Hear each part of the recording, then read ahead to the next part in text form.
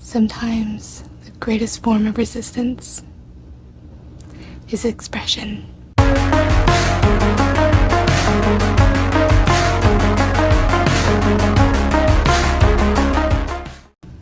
Hi there, welcome to my channel. My name is Crystal and this is Books Forever After, where I sit on my floor and we talk about everything and all things books and nothing but the books. Alright, so today is a very exciting video, a collab video coordinated by Hannah Blackwell, as well as some other booktubers here. I will have their channel names listed down below. Now, when Hannah had reached out to a group of us on Instagram and asked about to do a collab because it is Black History Month and do like BIPOC authors. Other creators will be in TBRs, vlogs, whatnot. Really excited about it, and I actually got really inspired as well, because as I was sitting back and thinking about, specifically for me, I wanted to focus on Black authors because it is Black History Month here in the US, and especially with all of the rollbacks of things happening here in the US. And like I said, the greatest form of resistance is expression. And the reason for that too as well is representation matters. And as I was thinking, I don't typically think about the author when I'm reading a book. But with that said, knowing that traditional publishing is sadly more skewed towards white authors and white stories, it really made me think how much I have to really research and dig to find sometimes more diverse authors. And of course, as a romance reader, I get my recommendations from others as well. So because of that, I think it's really important to not only follow or find Black authors, but also Black creators. So I really encourage everyone here to follow Being Daphne and Kaylani Simply Me. They are also the other collaborators in this group. But there's also a Black creator here that I follow that reads historical romance that I just adore. And every time that she talks about historical romance, I get so excited and inspired to read more historical romance. I highly recommend that you check out Afi. Her channel name is Fifi Reads Historical Romance. I know she changed it up. So Fifi Reads Historical Romance. Love her channel. There's not many creators out there that do historical romance, and especially do primarily historical romance. So if you're looking for historical romance recommendations, please go check her out. So at the time of this collab, when I was doing my research, as you may or may not know, I am a huge mood reader. So at the time I was like, okay, well, I'm not in the mood right now for fantasy, as I was reading a lot of it, but I was in some very angsty contemporary or dark romance mood, and so I went down the rabbit hole. Of course, I have my favorites here, so I would recommend there. I also have some ones that I recently read, so I did get to try 2 new authors to me. And then I found some few other authors that I have on my TBR. Let's just go ahead and get started. So let's go over the historical romance. To start off, I have Stacy Reid, she is like one of the most popular right now for modern historical romance writing that I read so far, and I just love and adore her writing. I was introduced, I think several people have recommended Stacy Reid, and so I had first read A Matter of Temptation. I recently acquired a copy of A Matter of Temptation, so this was the very first book that I read by Stacy Reid, and I just loved it. There's a story, like a novella in between here at the end, and that was a 5-star too, which was, for me, reading a novella, they're typically at most going to be 4-star because I always just want something more. And so this is a historical romance with a workplace trope, which is not very common, and that was just so like deliciously delightful to read. I never knew that a workplace romance could work so well in a historical romance, and this was amazing. I recently read, this is my library copy, I literally just finished this week, and oh my gosh, I think it's my favorite so far. This is my second time reading her, and this is my favorite. This is My Darling Duke by Stacey Reid. This is a beautifully done Beauty and the Beast romance with elements of Phantom of the Opera, because the hero does wear like half mask, white mask, and it was just beautifully done. He is your typical, it almost feels very gothic as well, because he's your typical recluse hero, disfigured, and oh, it's so good. So so very good. So good. Now on my TBR for Stacey Reid, I was able to pick up book 2 in that series, which okay, they're called the Simple Wallflower series. I am horrible at series. But this is a book 2 in that series, I believe, and that is Her Wicked Marquess. So I'm really excited to read this one. So excited to read this. I'm in such a Stacey Reid mood right now, so I just want to read everything right now. So I'm hoping to get to this by the end of this month. If not, I definitely want to try this next month. So great. So yeah, I'm excited to read this. So this is on my TBR by her. So definitely going to try to read all of her backlist. And she does her writing, it's a great mixture of like a modern historical romance, you know, the OG, where like the focus is like on the historical aspects. But her characters are just so well developed, and the chemistry between the main characters, you can always feel it coming off the page every single time. That has been the consistent experience. And then there's also just delightful banter, and My Darling Duke just took me by surprise. It just felt so wonderful, and they're just very quiet, and I don't know, I just love that, where the banter was just there, just slightly flirty. It was really great. So 2 other authors that are on my TBR is, of course, I haven't read, sadly, or I don't know how this is possible, but I haven't yet tried Beverly Jenkins. Now, talking about a modern historical romance, she is the OG in the Bodice Ripper, so like back, you know, a little older of the historical romances. But her most popular, I believe, is Indigo, and I have this edition here, so I really want to try her this year, and this is on one of my top priority reads for 2025. I'm really excited to read this. Really wonderful about Beverly Jenkins is she also characters, it's a black love romances, and these are typically set in the US during the slavery period, during the Civil War and those kind of time period, which is a very dark part of the US history. Just still seeing the impacts of that today. Yes, I believe the characters in here follow the Underground Railroad, so that is a really cool part of it too, as well, is how she's incorporating history into her historical romances. And then the next one, I don't have a physical copy. I do have it on hold from the Libby app from my library, which is Adriana Herrera. Her Los Loluenos, I think is what it's called, series. I think a Caribbean princess. I'll put a picture here.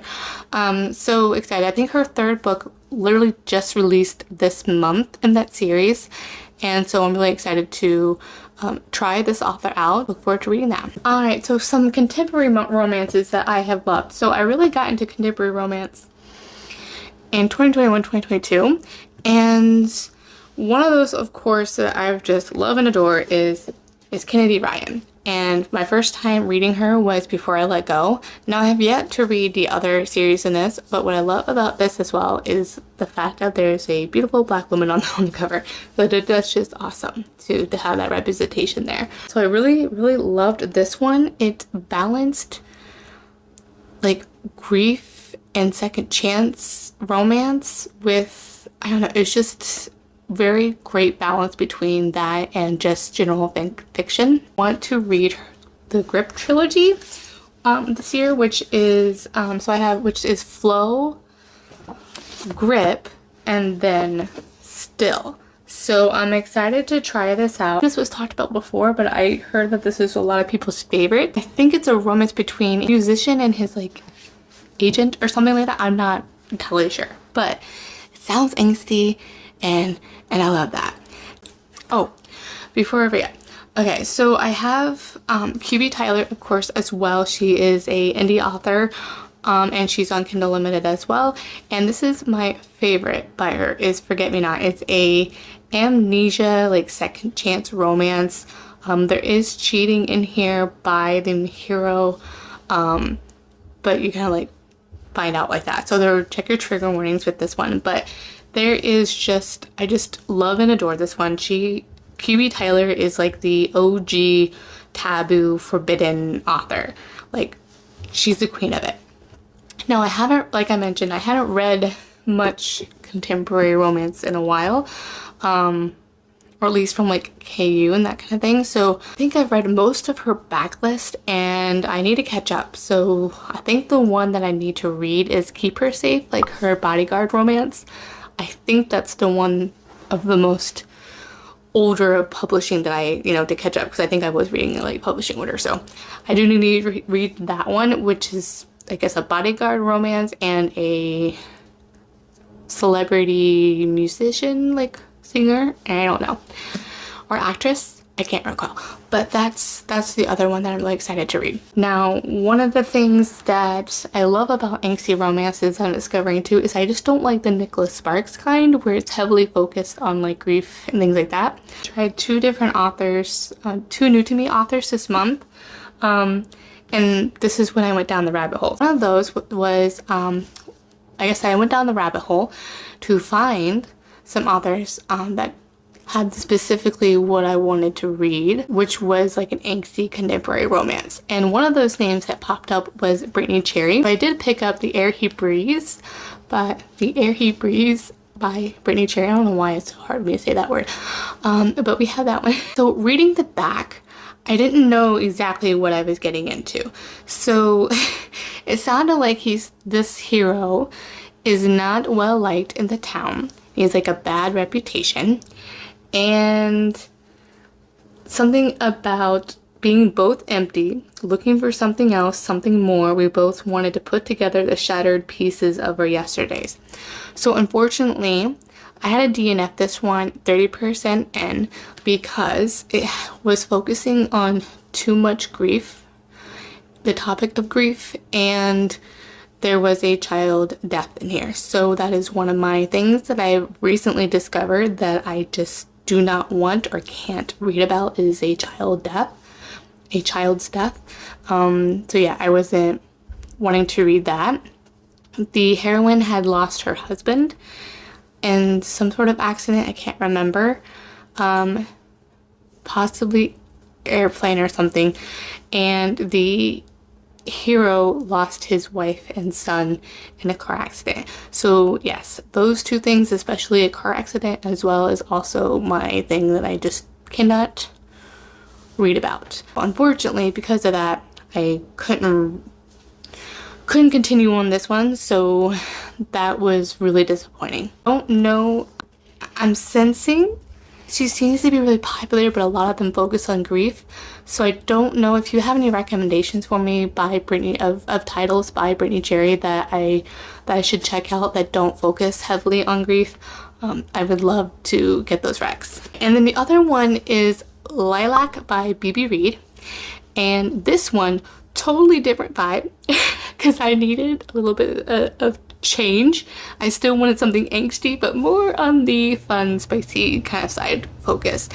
And this one is so well done. I checked this out from, I think, Kindle Limited, and I also the audiobook, and this, I highly recommend the audiobook. It is not duet, but it is dual. There is like an actor for each of the male main characters as well.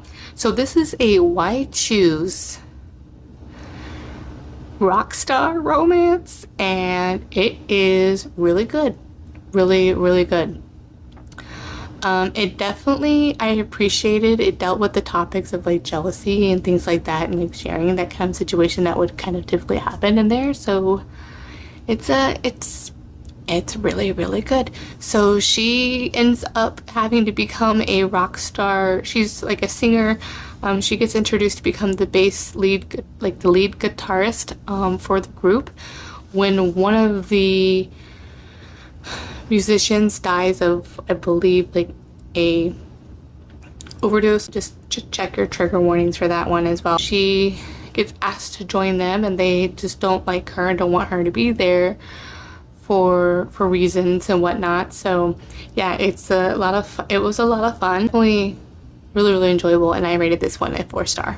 So next, the other ones that I had looked into that I didn't get a chance to read in time is Somebody's Wife by Robbie Renee. So this one was very interesting how I got to it, because I think somebody had recommended a different author, which is the next one here, Whitney G. And so when I went down further, I'm like, okay, how can I find a way to find more? So I just put on like more like this author to find these 3 books here.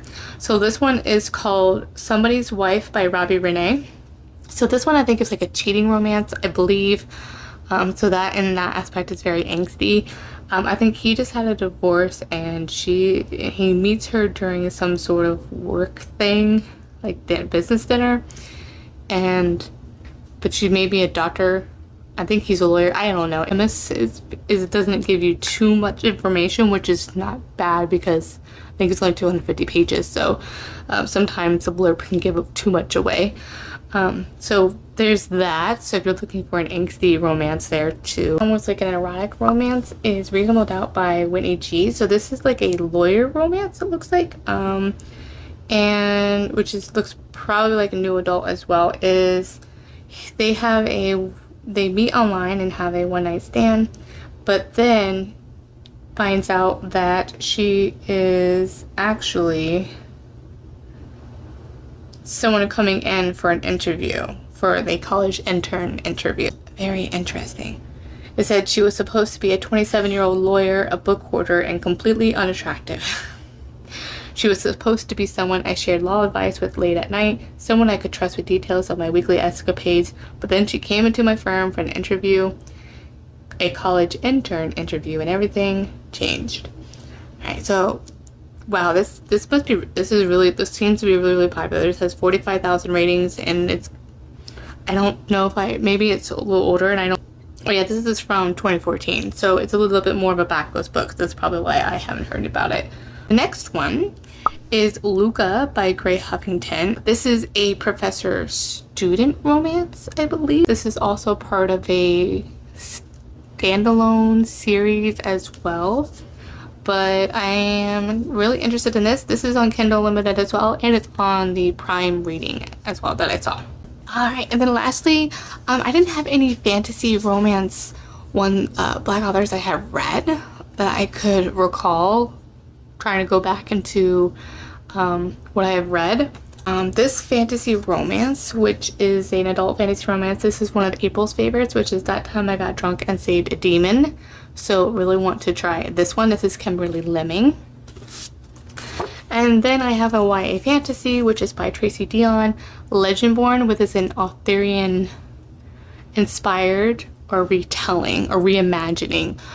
So really looking forward to this. This is one of the YA series that I am hoping to get to soon. Alright, so that is it. As always, thank you for watching. I want to give a huge thank you to Hannah for pulling this all together and doing this collab. As always, I'll have my links down below in the description box. I'll also have the other co-collaborators here as well. Alright, so that is it.